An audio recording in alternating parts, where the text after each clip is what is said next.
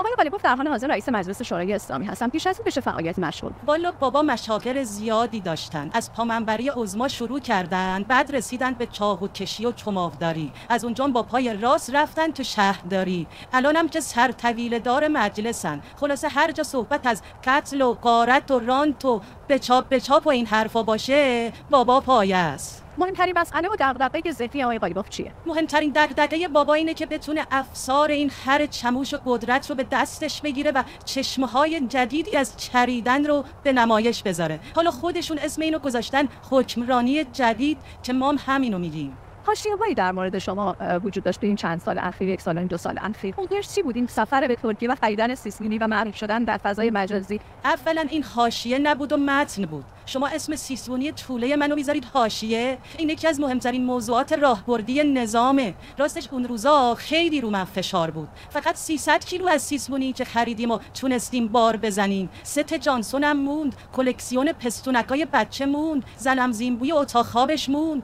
می‌خواستیم سفر دومو بریم که با این تبلیغات زاکاریت دشمنا مواجه شدیم. خیلی متشکرم خانم قالیباف که در این گفتگوی صمیمی من دست گرفتید. شما بینندگان عزیز و ارجمندم که همراه ما بودید بسیار سپاسگزارم.